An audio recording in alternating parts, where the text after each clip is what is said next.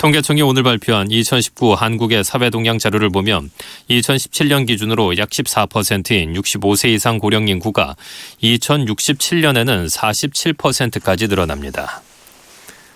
오늘은 전국이 점차 흐려져 수도권과 강원도, 충남의 북부 지역에는 밤부터 비가 오겠습니다. 내일 새벽에는 그 밖에 충청과 전북, 경북 북부 지역에도 비가 오겠고 내일 아침에는 비가 대부분 그칠 것으로 보입니다. 기온이 낮은 강원 산지에는 내일 새벽까지 3에서 8cm, 강원 내륙과 경북 북동 산지에는 1cm 안팎의 눈이 내리겠습니다. 김희수였습니다. 뉴스를 마칩니다. KBS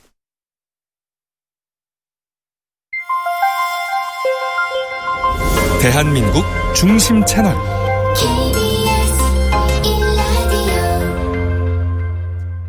Listen, everyone.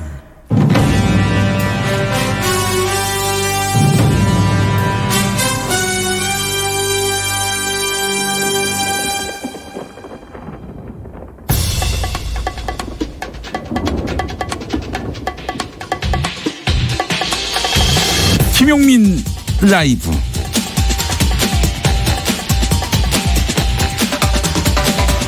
(2019년 12월 13일) 금요일입니다. 안녕하십니까, 김용민입니다. 미국의 시사주간지 타임의 올해의 인물로 스웨덴의 16살 환경운동가 그레타 툰베리가 선정되니까 트럼프 미국 대통령이 막말을 쏟아냈습니다. 일단 그레타 툰베리가 누구냐? 2018년 여름 전 유럽에 이상 고온이 찾아오자 학교를 결석하고 9월 9일 총선 전까지 기후변화 대책 마련을 촉구하는 1인 시위를 벌인 주인공입니다. 총선이 끝난 후에도 툰베리는 매주 금요일마다 등교를 거부하며 시위를 지속했습니다.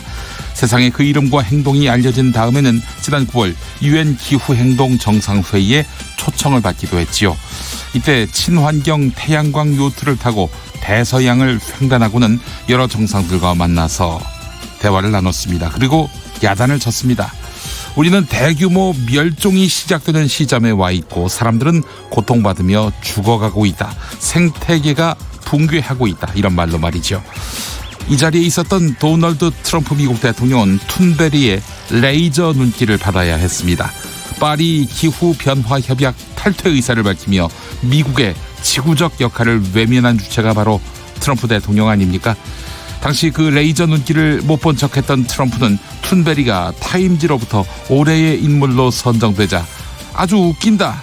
그레타는 자신의 분노 조절 문제에 애써야 한다. 친구랑 좋은 영화를 보러 가기나 하라. 이렇게 썼습니다. 그러면서 진정하라, 진정해. 이렇게 덧붙였습니다. 인터넷이 뜨겁습니다. 당신이 70년 동안 이룬 것보다 툰베리가 16년 동안 이룬 것이 더 많다는 트럼프를 질타하는 댓글이 눈길을 끕니다.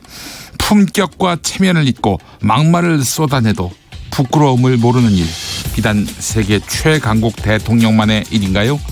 혐오와 몰지각의 언어를 쏟아내고 폭력을 선동하고도 지각 없는 추종자에게 둘러싸여 자기가 꽤 훌륭한 사람인 양 착각하는 어떤 종교 지도자의 모습도 아른거립니다. 모두에게 정신줄 붙잡을 시간이 아닌가 싶습니다. 당신의 저녁은 아침보다 똑똑하다. 여기는 김용민 라이브입니다.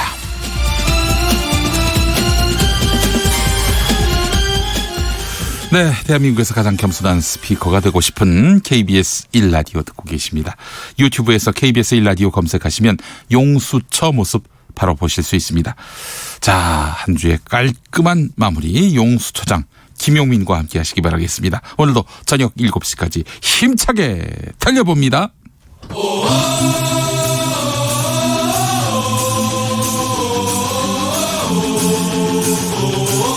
김용민 라이브.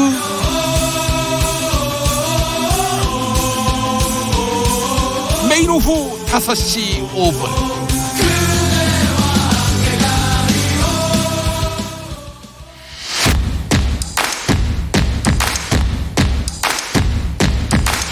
그냥 똑같은 뉴스 브리핑이 아니다. 정치 뉴스 피로 해소에 딱 좋은 브리핑. 매일 5시 5분 절대 놓치면 안 되는 뉴스 505. 뉴스 505 함께할 정상근 기자 어서 오세요. 네, 안녕하십니까? 예, 거의 다 나왔네요 이제. 네, 거의 다 나왔습니다. 돌아왔습니다, 드디어. 네. 아, 고생 많이 하셨습니다. 네. 다시는 또 감기에 시달리지 않으시기를 바라는 마음을. 감기가 이렇게 무서운 병인지 처음 알았습니다. 그렇습니다. 아주 이것도 우습게 봤다가는 큰일 납니다. 네. 자, 방금 들어온 소식부터 한번 다뤄볼까요? 삼성 에버랜드 노동조합을 와해시키기 위해서 노조 활동을 방해한 혐의로 기소된 강경훈 삼성전자 부사장이 1심에서 실형을 선고받았네요. 네, 이 삼성그룹의 노조와의 의혹이 불거진 뒤 처음으로 나온 법원 판단인데요. 이 서울중앙지방법원은 이 업무방해 그리고 노동조합법 위반 등의 혐의로 기소된 이 강 부사장에 대해서 이 징역 1년 4개월의 실형을 선고를 했습니다. 그 집행유예가 없는 선고예요. 네, 집행유예는 없는데 다만 이제 법정 구속하지는 않았고요. 네네. 이제 곧 이제 구속이 집행될 것으로 보입니다. 1심이기 때문에 당장 법정 구속을 안 할 수도 있겠다는 생각이 들긴 합니다만은 네네. 최종심에 가서 만약에 1년 4개월형이 그대로 유지가 된다면은 당연히 감옥 갔다 와야겠네요. 네, 그렇죠. 네. 이 강경훈 부사장은 지난 2011년 7월 그 일부 에버랜드 노동자들이 노조 설립을 신고를 하자 이 주축 조합원들을 표적 징계를 해서 네. 이 노조의 조직 운영 등과 관련된 업무를 방해한 혐의를 받고 있습니다. 강 부사장은 노조를 와해시킬 목적으로 이 삼성그룹 미래전략실 노사파트에서 만든 그룹 노사 전략에 따라서 이 같은 행위를 한 것으로 검찰은 보고 있기 때문에 네네. 지금 추가로 더 나올 가능성이 더 높습니다. 그래요. 노조의 그 교섭 요구권을 봉쇄하기 위해서 대항 노조를 만들기도 했다. 노조 운영을 지배한 혐의도 받고 있다. 이런 보도가 이어지고 있는데, 이 삼성에서 노조를 굉장히 싫어하잖아요. 네. 이 선친의 유운이라고 하죠. 내 눈에 흙이 들어가기 전에는 노조는 없다. 이랬던 유훈도 알려지고 있고요. 네, 선친의 유운이던 선친의 유운이던 네. 네, 법이 먼저니까요. 네, 그렇죠. 아니 헌법이 노동조합을 먼저입니다. 사측이 방해할 수는 없는 겁니다. 헌법에 보장되어 있는 권리이기 때문에 글쎄 네, 그렇습니다. 말입니다. 네, 그래요. 삼성 에버랜드 노조 와해 혐의로 강경훈 삼성전자 부사장이 1심에서 실형을 선고받았다. 이 소식부터 전해드렸습니다. 네. 자, 지금 국민의 관심은 또 국회에 쏠리고 있습니다. 낮 네. 3시부터 본회의가 열리기로 했는데 아직 안 열린 상태죠? 네, 열리지 않고 있습니다. 오늘 오전에 여야 교섭단체 3당이 이 문희상 국회의장과 만나서 오늘 오후 3시에 본회의를 열기로 합의를 했었습니다. 그리고 여기서 예산 부수 법안 22건 그리고 각종 민생 법안을 처리하는 것까지는 합의를 했는데 네네. 그런데 그 외에는 아직 합의가 된 것이 없습니다. 심지어 임시국회 회기를 언제까지 하느냐 이 부분도 지금 합의가 안 됐는데 네. 이 민주당은 오는 16일까지만 임시국회를 하자라는 주장이고 30일 자유한국당은 앞으로 30일 동안 하자라고 맞서면서 이견을 좁히지 못했습니다. 그래서 이것도 좀 표결로 결정이 된 것으로 보였는데 네. 그런데 본회의가 계속 좀 미뤄지고 있는 상황입니다. 네네. 일단 첫 번째는 자유한국당이 임시국회 회기 결정 안건에도 이 필리버스터를 신청을 했기 때문입니다. 네. 그렇게 되면 이 회기 결정을 하기에도 굉장히 좀 어려운 상황이기 때문에 이 문희상 국회의장은 이 국회법상 이 회기 결정 문제와 관련해서는 필리버스터를 할 수 없다라고 보고 있는데 네. 현 상황에서 일단 본회의를 진행하는 것은 불가능하다라고 보고 이 개의를 잠정 연기하면서 여야 교섭단체 대표들을 소집을 했습니다만 네. 여기에 또 자유한국당이 응하지 않고 있는 또 그런 상황입니다. 그 개별 쟁점 법안에 대한 필리버스터를 신청한 게 아니라 네네. 임시국회의 회기를 3일로 할지 30일로 할지 이것을 논의하는 것도 필리버스터를 하겠다. 자유한국당이 네. 이렇게 나왔다는 거죠. 굉장히 헷갈리는 것이 그렇게 되면은 이 3일 동안 필리버스터가 이어지는 건지 아니면 30일 동안 회기 결정을 위해서. 네. 이어지는 건지 그것도 좀 모호한 상태이기 때문에 네. 여야 3당 교섭단체 대표들을 이 재소집한 것으로 보이고 네. 그리고 또 하나는 이 4+1에서 이 선거법 개정안에 대한 합의가 도출이 안 되고 있는 상황입니다. 그래요? 4 더하기 1 테이블. 그는 아주 원만하게 합의가 잘 이루어지는 것 같더니 지금 또 이 4 더하기 1 테이블에서도 지금 난항이 이어지고 있다 이런 얘기입니까? 네, 이 민주당에서는 그러니까 캡을 씌우자. 그러니까 이게 무슨 말이냐면 이 연동형 비례대표제를 하되 이 총 지금 250대 50석 정도로 지금 합의가 좀 굳혀가고 있는데 네. 이 50석에서도 한 25석 정도만 연동형으로 하자라고 하더니 지금 20석 정도만 하자 이렇게 지금 얘기가 좀 나오고 있는 상황이고. 그 얘기가 다르죠. 그러면은. 네, 그렇습니다. 원래는 이제 50석 전부의 연동형 비례대표제를 하되 이 50% 연동형을 하기로 했었죠. 네네. 근데 그리고 이제 석패율 같은 경우에도 그 원안에 포함이 되어 있는데 이 부분도 민주당이 빼자라고 지금 주장을 하고 있는 상황이어서 네, 지금 뭐 합의가 그 4 더하기 1에서 지금 나오지 않고 있습니다. 이거는 좀 얘기가 다른 것 같아요. 민주당이 그동안 약속해 왔던 것과는 다르게. 네네. 네, 지금 소수 야당들이 동의할 수 없는 그런 안을 내놨는데 250, 50 이렇게 된 것도 사실은 민주당에게 양보한 거 아니에요. 소수당들이. 그렇죠. 원래 이제 합의를 했던 바로는 227석 지역구가 225석이었고 그다음에 비례대표가 75석이었는데 그렇습니다. 네, 이것도 250대 50으로 네, 미뤄진 것 같습니다. 네, 하나를 주면 또 하나를 받고 이래야 할 텐데 말이죠. 네, 어떻게 또 합의를 이루어갈지. 합의가 이루어지지 않으면은 이건 뭐 선거법 표결하기도 쉽지 않겠어요. 네, 지금 본회의에 올라가기도 좀 애매한 그런 상황입니다. 네, 어떻게 전개될지 함께 눈을 부릅뜨고 지켜보도록 하겠습니다. 유재수 전 부산시 경제부시장이 일단 구속이 됐죠, 지난번에. 네네. 이제 재판에 넘겨졌습니다. 구속된 상태에서 기소가 됐다, 이런 소식이 들려왔어요. 네, 이 금융위원회 재직 당시 이 감독 대상 업체 등으로부터 뇌물을 수수한 혐의를 받고 있는 유재수 전 부산시 경제부시장이 재판에 넘겨졌습니다. 이 서울 동부지검은 뇌물 수수 그리고 수뢰 후 부정처사, 부정청탁 및 금품 수수의 금지에 관한 법률 위반 혐의로 유 전 부시장을 구속 기소했다고 밝혔는데요. 유 전 부시장은 금융위 재직 당시 금융업계 관계자 4명으로부터 호화골프 등을 네, 제공받았고 네. 이 고가 골프채, 뭐 항공권 구매 비용, 오피스텔 사용 대금, 이 책 구매 대금, 뭐 선물 비용 등 4,950만 원 상당의 금품과 이익 등을 수수한 혐의를 받고 있습니다. 네. 또 유착 관계에 있던 자산관리 업체에 동생의 취업을 청탁을 해서 급여를 지급하게 했다, 이렇게 검찰은 주장을 하고 있고요. 또 금품과 향응을 제공받은 업체에게 제재 감면 효과가 있는 금융위원장 표창장을 받도록 한 혐의도 네, 경찰은 주장을 하고 있습니다. 네, 그래요. 유재수 전 부시장이 참 과거가 말끔하지 않는 사람인데 왜 네네. 이 사람이 추후에도 국회에서 또 부산시에서 역할을 맡았는지 이 부분은 의문으로 남습니다. 그러나 이 사람이 결국 그만두게 된 상황에서 청와대 감찰이 중단된 것은 그를 봐주기 위한 것이었다. 네. 그만두기로 한 상황이었는데 감찰 중단에 뭔가 배후가 있다. 뭐 나름대로 뭐 여러 가지 흑막이 있다. 이런 식으로만 바라보는 건 또 합리적인지. 뭐 다각도로 좀 봐야 되겠습니다만은. 네. 어제 백원우 전 민정비서관이 KBS와 인터뷰를 했는데 네. 그 인터뷰에 따르면은 감찰을 중단한 것이 아니라 네. 감찰이 끝난 상태에서 보고를 받았다라는 것이었습니다. 그래요? 네. 그러니까 감찰이라는 것이 수사랑은 좀 달라서 네. 뭐 압수수색을 한다거나 아니면 개인 휴대폰이나 계좌를 들여다본다거나 뭐 이럴 수사권이 수가 없어요. 없는 상황이기 때문에 네. 그래서 일단 본인에게 협조를 요청을 했고 이 본인이 거부를 했기 때문에 당시 이제 금융위원회에 처분을 맡겼다. 그러니까 금융위원회로 넘겼다라는 것이죠. 그래서 네. 금융위원회가 보고 판단을 해서 이 문제가 있으면은 그 검찰에 검찰. 수사 의뢰를 하는 것이고 예. 어쨌든 그런 이제 조치를 취해야 하는 건데 어쨌든 백원우 전 민정비서관 말로는 뭐 그런 상황이 있었다라고 KBS와 인터뷰를 했습니다. 결국 사표를 내 가지고 그 사표 받는 선에서 이제 정리를 한 것 같은데. 네네. 근데 그 이후에도 잘 나갔단 말이에요. 유재수 씨가. 네, 그렇죠. 그런 일은 또 왜 발생했는지도 의문으로 남게 됩니다. 예, 이것도 뭐 재판 과정에서 그 정확한 내용들이 드러날 수 있을지 함께 지켜보도록 하고요. 네. 다음 소식은 뭡니까? 네, 여상규 법사위원장 지금 자유한국당 소속이죠. 이 국회의원 겸직 금지 조항을 어겼다라는 의혹이 제기가 됐습니다. 네. 한겨레 보도인데요. 이 삼부토건이라는 회사의 내부 회계 자료 그리고 뭐 급여지급 명세서 등을 입수해서 이 같은 보도를 했습니다.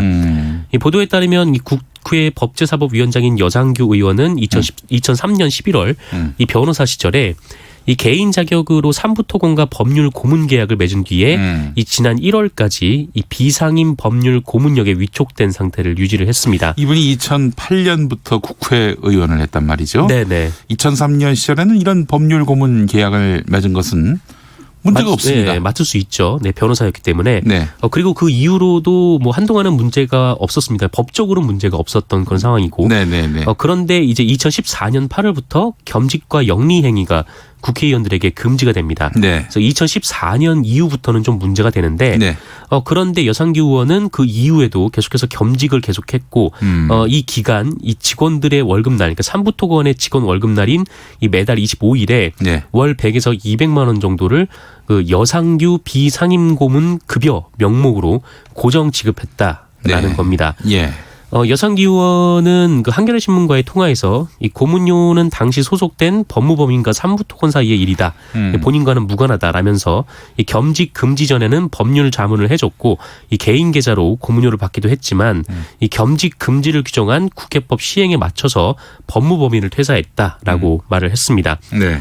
그러면서 이후 고문료는 법무법인으로부터 받은 것이고 이 겸직 법무법인이 받은 것이죠. 네, 법무법인이 받은 것이고 네. 이 겸직 금지 이후 돈 한 푼 가져온 게 없다라고 말을 했습니다. 해당 법무법인 측도 여상규 의원이 퇴사한 후 법무법인이 이 삼부토건에 법률 자문을 했다라고 했습니다. 이거 그러면은 문제가 없죠. 네. 예, 법무법인이 수령을 했다면은 상관이 없는 법무법인이 수령을 한 것이기 때문에 문제가 없을 텐데. 네, 하지만 한겨레의 보도는 이 네. 삼부토건이 그 여상규 의원의 이름을 적시해서 이 월급을 지급했다라는 것이고, 네, 심지어 여상규 의원에게 사원도 부여했다. 사원까지. 네, 그러니까 사원 취급을 했다라는 것이죠. 그리고 이제 보통 법률 고문 그리고 자문 같은 경우에는 수수료를 주는 게 일반적인데 네. 이 급여 형태로 지급한 것은 이상해 보인다라고 의혹을 제기했습니다. 그래도 뭐 인건비 가 아니라 네네. 급여라면은 뭐 멤버십이 있다는 얘기 아니에요. 예. 그렇습니다. 알겠습니다. 네, 의혹이 있는 거죠. 예. 이거 뭐 의혹으로 끝날 일이 아니라 누군가 수사 의뢰를 하면은 수사 대상이 될 수 있지 않겠는가 생각이 드는데요. 법 위반 아닙니까? 네, 이 현행법 위반이 됩니다. 네. 겸직을 했다면요. 알겠습니다. 자, 북한이 어제 새벽에 열린 유엔 안전보장이사회에 대해서 강하게 반발했다고 보도가 나왔네요. 네, 그 어제 새벽에 미국의 요구로 그 유엔 안전보장이사회가 그 소집이 됐고 공개 회의를 했는데 네. 이에 대해서 북한이 격렬하게 반발을 했습니다. 이 어제 저녁 북한 외무성 대변인이 담화를 냈는데 네. 이 미국은 이번 회의 소집을 계기로 우리가 어느 길을 택할 것인가에 대한 이 명백한 결심을 내리게 하는데 결정적인 도움을 줬다. 네. 그러니까 미국의 행위 때문에 우리가 앞으로 좀 그 행위를 할 거다, 어떤 행위를 할 거다 이렇게 좀 얘기를 했고요. 그리고 연말 시한부가 하루하루 다가오고 있는 속에 미국이 우리에 대한 도발 수위를 계속 높이고 있다라면서 우리의 자위적인 무장 현대화 조치들을 걸고드는 적대적 도발 행위를 또다시 감행했다라고 말을 했습니다. 네네. 그리고 유엔 안보리가 주권 국가의 자위적인 조치들을 걸고든 것은 유엔 헌장에 명시된 이 자주권 존중의 원칙에 대한 난폭한 유린이다라고 비판했습니다. 네네. 그런데 한편 어제 안보리 같은 경우에는 뭐 사실 특별한 결론은 없었는데요. 이 미국은 이전과는 달리 북한의 단거리 미사일 발사에도 문제가 있다라면서 강경한 태도를 보였고요. 네. 다만 유연할 준비가 돼 있다라는 말을 하기도 했습니다. 하지만 중국과 러시아는 이 한반도 상황을 진전시키기 위해서는 기존의 대북 제재부터 풀어야 한다 이렇게 주장을 했습니다. 네, 알겠습니다. 이거 뭐 계속 꼬여가는 것 같은데 다른 한쪽에서는 내년 봄쯤에 대타협이 이루어질 것이다. 지금의 이런 긴장과 갈등 구도는 극적 타결을 더욱더 보이게 하기 위한 장치다. 이렇게도 보고 있는데 너무 행복 회로를 돌리는 것 같아서도. 네. 일단 이번 주 빠르면 이번 주 일요일에 스티븐 비건 미 국무부 특별대표가 방한할 예정인데 네네. 그때 이제 최선희 북한 외무성 제1부상을 만나는지가 관건이 될 것으로 보입니다. 네, 북한의 그 김정은 위원장 다음으로 최고 협상 책임자라고 할 수 있겠죠? 네네. 최선희 외무성 부상. 알겠습니다. 자, 미국이 우리에게 호르무즈 해협에 파병할 것을 요청했다. 이거 참 우리를 너무 쉽게 생각하는 거 아닌가 하는 생각도 들고 말이죠. 네, 역시나 미국은 우리에게 파병을 요청을 했다라는 건데 이 언론 보도에 따르면 이 국방부 관계자가 오늘 기자들과 만난 자리에서 이 미국이 파병 필요성에 대해서 언급을 하고 이 직간접적 이 회의를 통해서 파병 요청을 했다라는 말을 했다고 합니다. 네. 뭐 관계자 말이긴 한데 뭐 여러 기자들이 들은 얘기여서 어쨌든 이 얘기를 한 것은 사실로 보이는데요. 다만 국방부는 현재까지 파병 관련 결정된 것은 없다라고 밝혔습니다. 네.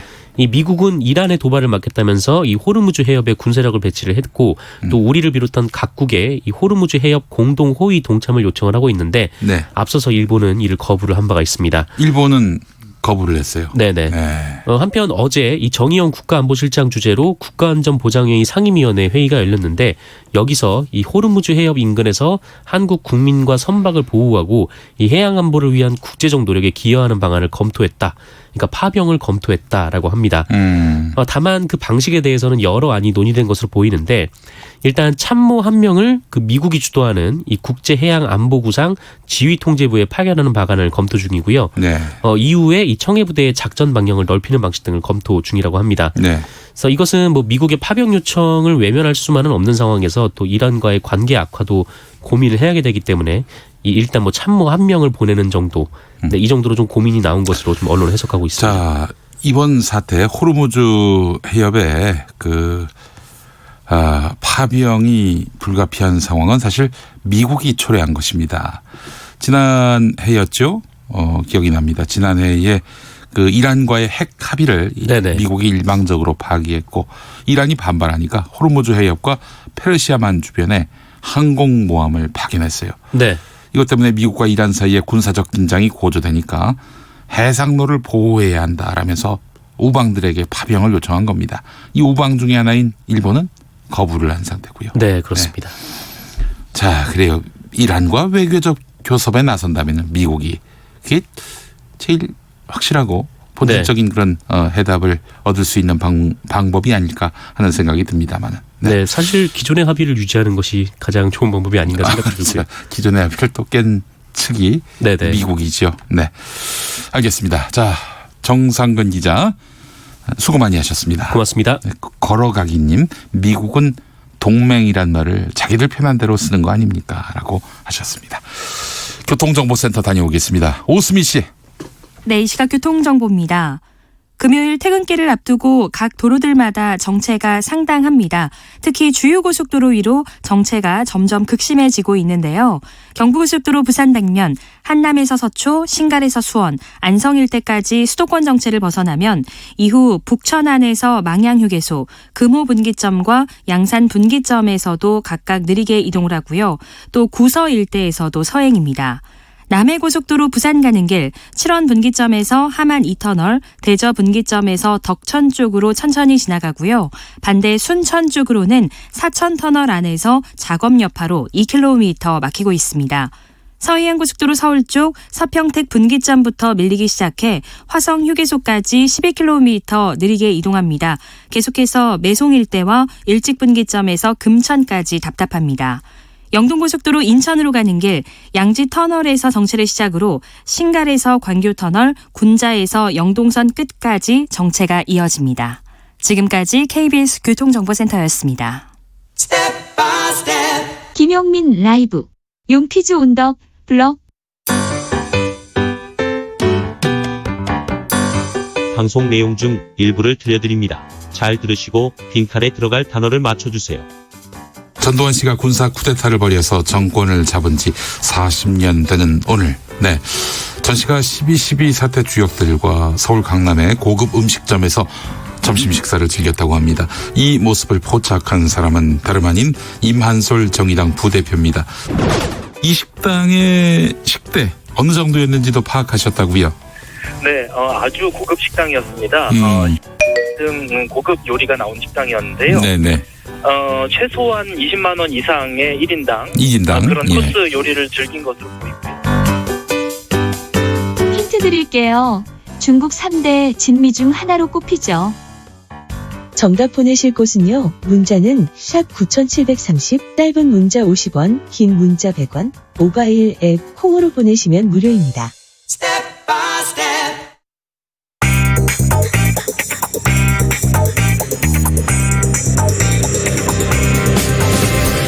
오늘 타임라인을 수놓은 말말말 김용민 라이브가 수집해서 들려드립니다. 소리로 듣는 그리고 세상을 읽는 뉴스 세상의 모든 뜨거운 목소리 그 말말말을 만나보지요. 지금부터 볼륨 업 귀 쫑긋 핫 소리.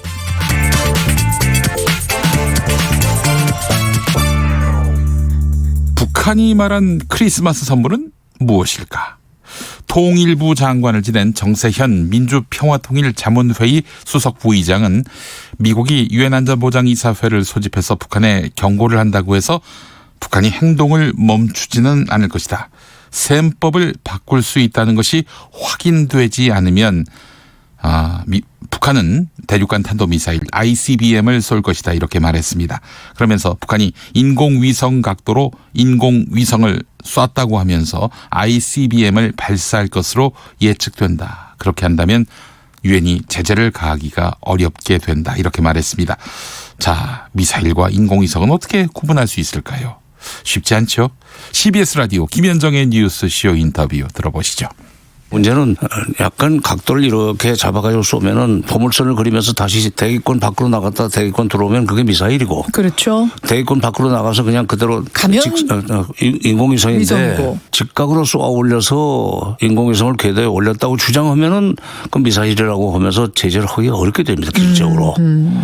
미국이 그렇게 안보리를 소집해서 경고를 한다고 해서 북한이 행동을 멈추지는 않을 거예요. 셈법을 바꿀 수 있다는 것이 확인되지 않으면 쏠 겁니다. 저는 굉장히 부정적인 전망인데 이 얘기를 정세현 수석부의장이 하셨다는 말을 듣고 좀 놀랐거든요. ICBM은 여러분 쏘면은 북한에서 쏘면 미국까지도 갈 수 있는 거기 때문에 미국이 제일 싫어하는 게 ICBM인데 그걸 쏘면 북미 관계 끝내겠다는 얘기 아닙니까? 그러니까 ICBM으로 쏘는 게 아니고. 네. 똑바로 쏘아서 인공위성 실어서 우주개발 차원에서 인공위성을 쏘아 올렸다고 하면 주장할 거니까. 그러면 그건 제재하기 어려워요. 김용민 라이브. 나를 밟고 가라. 자유한국당이 내건 초강경 투쟁의 구호입니다. 자유한국당은 패스트트랙 법안 결사 저지를 외치면서 국회 로텐더홀에서 농성을 이어가고 있는데요.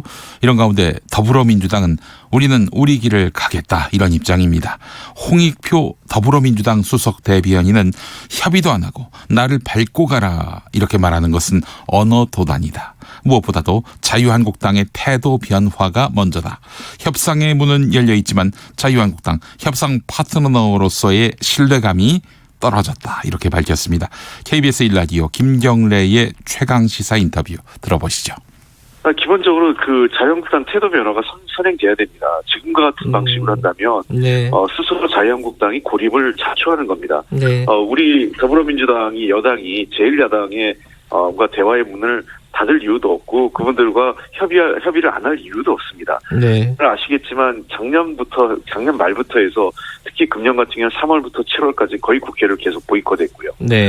논의 자체를 거부하고 있는 상황이고 이번 여러 차례 저희가 이번 예산안 통과 과정에도 그렇고 협상의 문은 열려 있으니까 들어와서 논의하자 했지만 대체로 협상 자체를 하지 않고 또 합의된 내용 자체도 금방 본인들이 그 부인하거나 또는 의총에서 그 원내대표 간 합의도 추인하지 않는 경우가 빈번하면서 사실상 협상 파트너로서의 신뢰감이 상당히 떨어져 있고.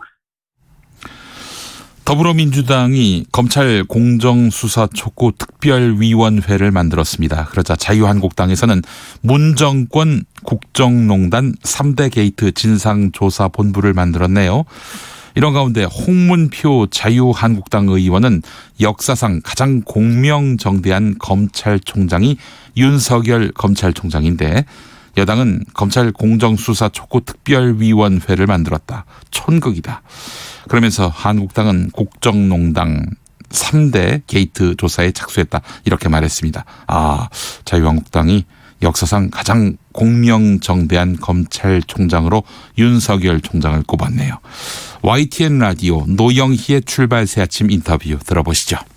먼저 역대 대한민국 역사상 가장 공명정대한 그러한 검찰총장이 지금 현 총장이다. 이렇게 주의는 역사상 가장 공명정대한. 왜 그러냐. 이 정부가 임명한 검찰총장을 지금은 자기들이 임명해놓고 자기들이 또 내치는 또 이것은 무슨 특별위원회를 만들어 갖고 또 문제를 삼는. 이게 사실 촌극이거든요. 있을 수 없습니다. 그리고 이제 우리 한국당에서는 이 3대 게이트를 지금 만들어 놓고 본격적인 이제 우리가 증거 수집이라든지 또 제보가 나름대로 많이 들어있는 것들을 사실 확인하고 있는 단계인데 네. 이걸 3대 게이트로 해서 하나하나 이제 이 문제를 파헤치고 또 조사해서 정리를 할 그런 단계에 저희들이 착수했다는 말씀을 드립니다. 그렇군요. 네. 김용민 라이브. 기초생활수급 빈곤노인 40만 명에게 주었다가 뺏는 기초연금을 일부라도 지원해 주려던 시도가 또 한 번 무산됐습니다. 기초생활수급 노인에게 월 10만 원을 부가급여로 지급해 주려고 한 예산안이 지난해에 이어서 올해도 국회 문턱을 넘지 못한 것인데요. 주었다 뺏는 기초연금은 극빈층 노인이 기초연금을 받았다가 다시 돌려주게 된 것을 말합니다. 빈곤 노인을 또 한 번 울린 사건. 안진걸 민생경제연구소장의 설명으로 살펴보겠습니다. KBS 1라디오 김경래의 최강시사 인터뷰입니다. 의무가 있고 본인은 권리가 있는 거예요. 이런 개념이 불편한 분들이 일부 있다들 하고요. 근데 그게 이제 현대 민주국가의 기본적인 책무인 거죠. 그래서 51만 원을 내가 달라고 청구를 했어요. 이제 줘야 되잖아요. 근데 그 극빈층 노인으로 분류가 되었고 분명히 30만 원이 들어왔잖아요. 생계급 그 아까 말한 기초연금이. 근데 그 30만 원을 소득으로 잡아버리는 거예요. 그러면 지금 우리 기초생활보장제도는 소득인정액이라는 제도가 있어서 본인이 예를 들면 20만 원을 벌었다. 폐지를 열심히 정말 새벽부터 일어나고 밤늦게까지 20만 원을 벌었다. 그래서 소득으로 잡는 거예요. 나머지만 줘요. 자, 생계급여가 51만 원이잖아요. 그럼 소득이 지금 기초연금 30만 원 30만 받은 걸 그걸 빼고 21만 원만 주는 거예요? 하나도 늘어나지가 않았어요. 그리고 어떤 문제가 발생하겠어요. 이분들이 기대했던 소득이 오히려 늘어나지 않아서 상실감만 더 큰 거니까 줬다 뺏는 기초연금이라는 말이 나왔고요. 그 말이 여기서 나온 거군요. 김용민 라이브. 곰탕집 성추행 사건 2년여 만에 어제 최종 판결이 나왔습니다. 대법원에서는 유죄 판결을 내렸는데 논란은 이어지고 있습니다. 논란이 되는 이유는 무엇일까요? MBC 라디오 김종배의 시선집중에 나온 이은희 변호사는 이번 사건 논란의 포인트를 내가 하지도 않았는데 성추행한 것으로 오해받으면 어떻게 하지? 이 부분에 집중하다 보니까 논란이 되는 것 같다 이렇게 말했습니다. 그러면서 강제 추행에는 추행하려는 고의가 있어야 하는데 대법원에서는 이 고의가 읽혀졌다. 이걸 감안해서 최종 판결을 내렸다라고 밝혔습니다. 이은희 변호사의 해설 들어보시죠. 결정적으로 강제추행이라는 범죄는 고의범이에요. 고의범이라는 게 뭐냐면 강제추행의 고의가 추단되어야 된다라는 표현을 이제 법조에서는 쓰는데 네네. 한마디로 추행하려는 고의가 있어야 되는데 그 추행의 고의는 내가 저 사람을 통해서 나의 성적 만족을 취하겠다라는 어떤 목적이 있었든 아니면 내가 저 사람에게 성적 수치심을 줄 테다라는 목적이 있었든 이 둘 중 하나는 추단이 되어야 되기 때문에 이렇게 뭔가 이제 움직이면서 만졌을 수도 있고 만진 행위의 태양이라든가 어떤 그 반복성이라든가 이런 어떤 부분들을 총체적으로 그 감안해가지고 판단을 하게 되는 거죠. 그래서 너무 우리가 실제 일어나는 어떤 상황들 혹은 그 속에서 문제되는 어떤 시비들 그 처리의 결과하고 좀 무관하게 자기가 하지 않았는데 오해받으면 어떡하지라는 부분에 좀 포커스를 맞추다 보니까 이런 것들이 더욱 논란이 되고 있는 알겠습니다. 게 아닌가. SES의 달리기 듣고 오겠습니다.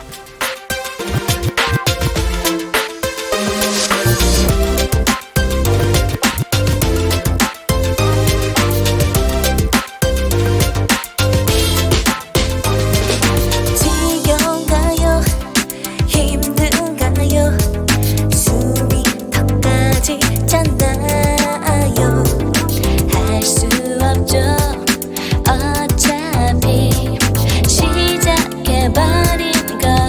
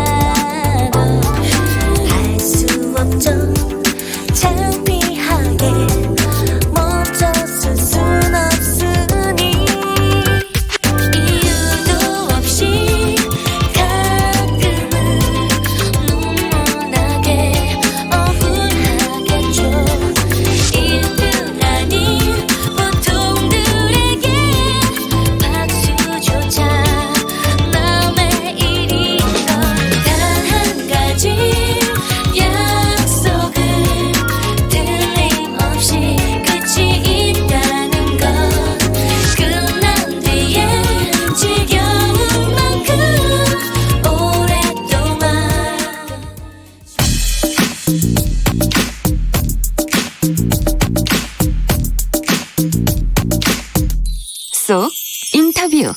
귀에 속 맘에 쏙 인터뷰 시간입니다. 새로운 보수당. 바른미래당 내에 비당권파를 중심으로 한 변화와 혁신을 위한 비상행동, 그동안 변혁으로 불려왔는데요. 변혁이 신당을 만들었습니다. 어제 신당 이름으로 새로운 보수당을 채택했는데요. 이른바 유승민계 의원 8명 그리고 과거 바른정당에 참여했던 인사들이 대거 합류했습니다. 그중에 한 분 새로운 보수당의 자문단장으로 선임된 분입니다. 네, 전 보건복지부 장관이셨고 전 한나라당 의원이셨고 현재 새로운 보수당 창당준비위원회 자문단장을 맡은 정치 잘하는 누님 진수희 자문단장 오셨습니다. 어서 오십시오. 네, 안녕하세요. 진수희입니다. 네. 반갑습니다. 오랜만에 뵙습니다. 네. 자, 여기 출연하시기 전에 2시에 국회 다녀오신 걸로 알고 있습니다. 예, 어쩐 일로 다녀오셨어요? 2시에 뭐가 있었냐면 그 새로운 보수당 서울시당의 창당 발기인 대회. 그렇군요. 있습니다. 이게요. 당을 하나 만들기까지는 굉장히 법적으로 거쳐야 될 절차들이 많아요. 시도당을 만들어야 돼요. 네. 전국에 시도당을 만드는데 최소한 5개 그 당이 있어야 되고 지역 당이 거기에 1,000명 이상 당원을 확보해야 그래요? 그런 절차를 갖추기 위해서 지금 하여튼 국회에서 그 행사를 했고요. 오다가 이제 본청에 뭐 좀 일이 있어서 잠깐 들려서 지금 전운이 감도는 본청의 분위기를 살짝 맛보고 지금 왔습니다. 어떻게 될 것 같습니까 오늘? 오늘은 별로 결론이 안 날 것 같고요. 17일이 왜 예비후보 등록일이잖아요. 그렇습니다. 예. 17일까지는 어떻든 결론이 나지 않을까 되게 희망 섞인 예측을 해보고요. 내일하고 모레가 이제 주말인데 주말 지나면은 16일, 17일에 아무래도 뭔 큰 일이 있을 것 같다 이 말씀 같습니다. 자, 우리 진수희 단장님은 그 바른미래당 서울시당 위원장이셨잖아요. 어떻게 새로운 보수당 서울시당 위원장은 누가 되는 겁니까? 지금은 아직 모르죠. 지금은 창당 준비위원회 과정이니까 이제 지금 목표는 1월 한 10일경에 최종 중앙당 창당까지 해서 창당 작업은 그 즈음에 이제 완료를 하려고 하는데 그 즈음이 돼야 뭐 시당 위원장이 누가 되실지가 결정이 될 것 같고요. 아마 현역 의원이 하시거나 아니면 우리 새로운 보수당은 이제 청년들을 많이 그 영입도 하고 우리 당의 얼굴로 많이 앞장 세우려고 하고 있기 때문에 전혀 뜻밖의 신선한 새로운 인물이 하실 수도 있고요. 아무래도 서울시당 위원장이면은 그래도 서울시의 간판인데. 알겠습니다. 자문단장 역을 맡으셨는데 자문단장은 뭡니까? 자문단장은 그야말로 자문하는 역할이고요. 그래요? 그러니까 제가 뭐 아시다시피 이제 재선 의원에다가 이제 장관직까지 역임하다 보니까 그래도 조금 이렇게 예우해준다는 차원에서 그냥 그렇게 한 것 같고요. 그 이야기인즉슨 지금 거기 참여하는 주도적인 분들이 다 저보다 엄청 후배고 젊은 사람들이에요. 이게 새로운 보수당의 지금 현 주소다 이렇게 좋게 이야기를 해주셨습니다. 젊은 정당이다 이 말씀 같습니다. 그런데 말이죠. 당명에 보수가 들어가는 거는 젊은 정당을 추구하는 데 있어서 뭔가 좀 도움이 안 되는 거 아닌가. 사실 원내 정당 중에 당명에다가 보수자 집어넣은 선례가 없었던 것 같아요. 그랬다고 어제 저도 기사를 봤는데요. 저는 그럴수록 우리가 잘했다는 생각이 드는 게 뭐냐면 그 보수라는 용어가 담고 있는 내용이나 가치는 굉장히 긍정적이고 바람직한 것들이 많아요. 우리 사회에서 보수하면은 좀 낡고 그냥 가진 걸 지키려는 것만 이제 부각이 됐는데 진정한 보수는 버릴 거는 과감하게 버리고 지킬 거는 확실히 지킨다 이런 게 있고요. 버릴 것 중에 이제 특권이나 반칙이나 기득권 이런 거는 과감히 그 또 시대에 맞지 않는 거는 과감히 버리고 젊은 세대들도 그런 그 정신을 굉장히 좋아해요. 그러자는 건데 지금 이제 우리 정치사에서 보수라는 용어가 굉장히 훼손되고 오염되어 온 그것 때문에 보수에 대한 그 선입견, 편견들이 있는 거는 저희도 인정을 하는데 그럴수록 이 땅에 한 번도 없었던 정말 제대로 된 보수의 가치를 한번 정말 구현해보자. 그래서 보수에 대한 인식과 좀 인식을 바꾸고 편견을 좀 없애자. 뭐 그래서 말하자면 정면 돌파. 뭐 오늘 저 영국의 보수당 뭐 과반 거긴 역사가 굉장히 길지만 모르겠지만 그렇죠. 예. 뭐 선거에서 엄청 그 좋은 성적을 거뒀던데요. 네. 자유한국당과의 어떤 보수 경쟁, 네. 보수 선명성, 네. 어떤 보수의 어떤 정체성 경쟁을 한번 해보겠다 이런 그렇죠. 뜻으로 또 우리가 있습니다. 보수의 본진이 되고 싶은 그래서 더불어민주당과 새로운 보수당이 이렇게 맞짱을 뜨는 네. 그러면서 한편으로는 지금 자유한국당을 개혁보수로 견인하거나 대체하는 뭐 이런 좀 원대해 보이지만 그런 꿈과 희망을 적어도 당을 창당하는 마당에 네. 가져야 되지 않겠습니까? 그럼요. 예. 네. 바른미래당 손학규 대표는 당명에 보수를 넣은 걸 두고 보수 대통합 가능성을 염두에 둔 것 아니냐. 즉 자유한국당과의 통합을 염두에 두고 창당하는 것 아니냐. 이렇게 보더라고요. 어떻게 보십니까? 저는 얼마 전부터는 우리 손학규 대표님의 말씀에 대해서는 별로 평하고 싶지가 않고요. 그동안 보수가 훼손되고 오염되는데 저는 또 역할을 하셨던 손학규 대표가요. 그 분이라고 저는 생각을 하기 때문에 네네네. 그 뭐 보수 대통합을 염두에 둔 거 아니냐라는 거는 네. 우리 손 대표의 희망사항 뭐 그런 거 아닐까 싶고 별로 이렇게 또 대선배님 말씀에 제가 토달고 싶지가 않고요. 그냥 생각하고 싶으신 대로 생각하시라. 예. 일단 그러면 뭐 자유한국당과의 통합설 이거는 끊임없이 지금 새로운 보수당을 따라다니는 그런 의문입니다. 어떻게 통합을 합니까? 그러니까 정당이라는 게 문을 닫아놓는 건 아니잖아요. 항상 문을 열어놓고 원하는 분들 다 받아들이고 뜻이 맞으면 같이 하고 하는 게 이제 정당이고 정치적 결사체인데 사실 우리가 신당을 창당하면서 무슨 보수 통합을 목표로 하고 하는 거는 결코 아니고요. 그래서도 안 되고요. 그렇게 저희를 바라보는 거는 조금 그 저희로서는 좀 굴욕, 모욕적인 거고요. 그렇다면은 가는 길에 정말 그 유승민 전 대표가 전에 제시했던 보수 재건의 3원칙 이런 것들에 대해서 한국당이 전적으로 동의하고 그거에 걸맞는 행동을 보여주신다거나 하면 우리가 문을 닫을 이유는 저는 없다. 자, 3원칙이 뭐였는지 좀 다시 한번 복기시켜 주시겠어요? 첫 번째가 일단 탄핵의 강을 건너자. 탄핵의 강을 그 건너자. 이야기는 탄핵은 이미 우리 그 제도에 의해서 이미 결론이 난 거고 지나간 과거고 이거에 가부 옳다 그르다 이걸 따지는 거는 정말 무의미하고 소모적인 거다. 그래서 그런 의미로 강을 건너자. 두 번째는 좀 개혁적인 가치를 우리 그 보수가 좀 그 표방하고 가야 된다. 이제까지 자유한국당 같은 경우는 이제 뭐죠? 개인의 자유만 강조하는 이런 것에서 벗어나서 공동체, 지금 시대 정신이라고도 할 수 있는 이제 공정이나 정의의 가치. 그다음에 공동체라는 게 유지되기 위해서는 개인의 자유만 강조해서는 공동체가 유지될 수가 없어요. 그래서 이 그 공정, 정의 이런 게 전제될 때야 공동체가 제대로 유지될 수가 있고 공동체의 범위 내에서 개인의 자유도 중시될 수 있지. 공동체가 망가지는데 개인의 자유가 무슨 의미가 있겠습니까? 그래서 그 보수 개혁의 가치를 기치로 좀 내걸고 우리가 새롭게 보수로 가보자. 그다음에 마지막이 그러기 위해서는 지금 낡은 집은 허물고 좀 새로운 집을 짓자. 뭐 그러면 제3지대에서 다시 모이자? 저는 제3지대라는 말이 뭔지는 모르겠는데 해쳐 모여 뭐 이런 거. 뭐 그럴 수 있고요. 지금 유승민 전 대표가 제시한 그런 원칙에 그 전적으로 동의한다, 공감한다라는 전제 하에 뭔가 우리가 새로운 결사체를 만들겠다. 라고 하면 또 그렇게 할 수도 있는데 어차피 지금 우리는 우리 길을 가고 있기 때문에 가는 길에서 그런 부분들과 만나지면 또 통합도 할 수 있는 것이지만 우리가 지금 이 시점에서 통합을 목표로 지금 당을 만드는 건 아니다라는 건 제가 분명하게 좀 말씀드리고 어떻습니까? 그러면 자유한국당의 현재의 좌표는 어떻다고 보세요? 지금 새로운 보수당 쪽으로 오고 있습니까? 아니면은 우리 공화당 쪽으로 가고 있다고 보세요? 지금으로서는 잘 모르겠지만 우리 쪽으로 오고 있다라는 그 징후가 그렇게 선명하게 보이지는 않아요.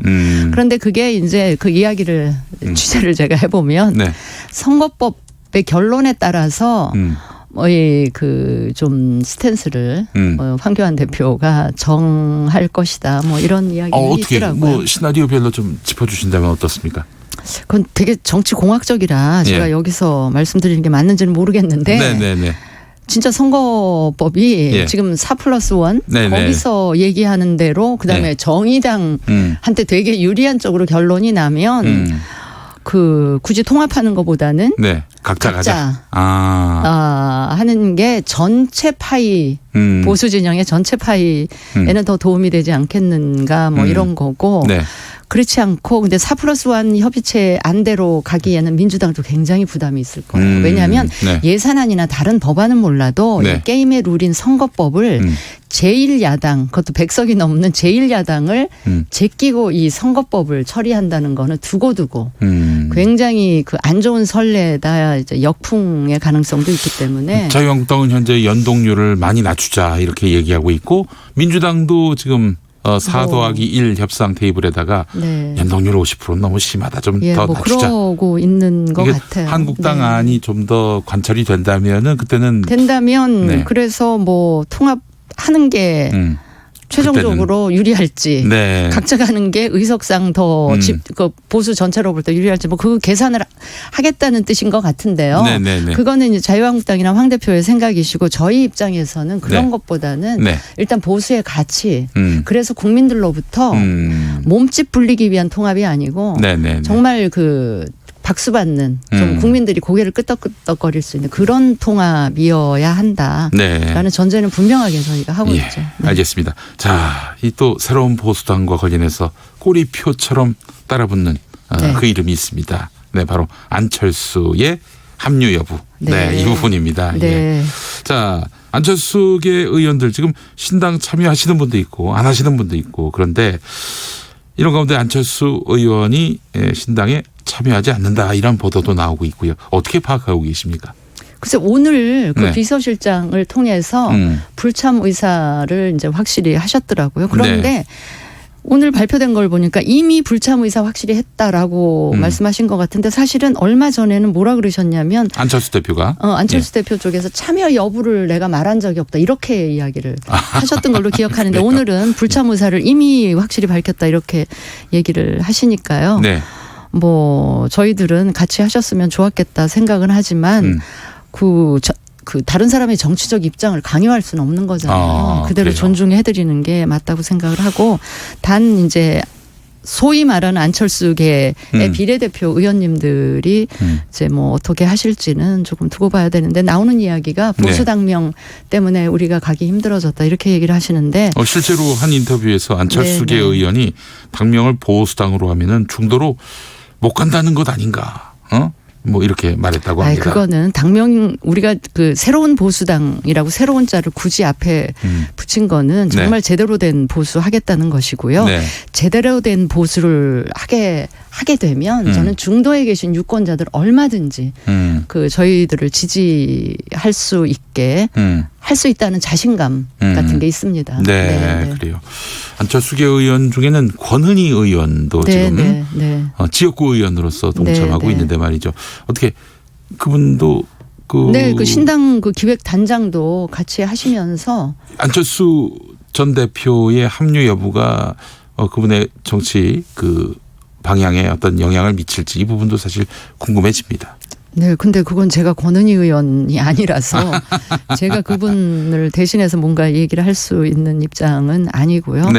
또 나름대로 판단을 하시겠죠. 알겠습니다. 자, 진수희 단장님과 인터뷰하고 있는데 진수희 단장님 뭐 내년에 어떻게 출마를 하십니까? 그 궁금하죠. 제일 어려운 질문이신데 저는 사실은 19대 20대 때 뭐 제 입장에서는 좀 억울하게 공천 그 학살을 당한 입장이라 그래도 마지막으로 한 번은 저희 지역구 유권자들한테 심판을 한번 그러니까 공천권자의 심판이 아니고 지역구 유권자들의 심판을 받아보고 싶다는 19대 20대 그 새누리당의 공천권자는 박근혜 전 대통령 아니었습니까? 한 번은 박근혜 비대위원장, 두 번째는 박근혜 전 대통령. 그 두 번 다 좀 모르겠습니다. 제 입장에서 좀 억울하게 네. 공천권자에서 심판당하고 그만두기에는 제가 좀 그 미련이 있어서 저희 지역구 유권자들한테 한번 심판은 받아보겠다라는 그 희망은 갖고 있는데 지역구가 어디셨죠? 지역구가요. 성동갑 지역입니다. 성동갑. 지금 중구하고 합쳐지지 않았습니까? 그러니까 원래 제 지역구에서 절반은 중구하고 합해졌고요. 절반은 원래 저기 누구죠? 홍익표 지금 의원께서 관리하신 그 지역으로 편입이 됐는데 제가 그 지역을 선택을 하다 보니까 저희 보수 진영으로서는 굉장히 힘든 밭이에요. 지역이에요. 그렇긴 하지만 뭐 한번 심판 받아볼 생각은 좀 하고 있습니다. 네, 알겠습니다. 네, 새로운 보수당의 창당준비위원회 자문단장인 진수희 의원과 함께했습니다. 오늘 말씀 잘 들었습니다. 네, 감사합니다. 네, 1부 마치겠습니다. 6시 5분 2부에서 다시 오겠습니다.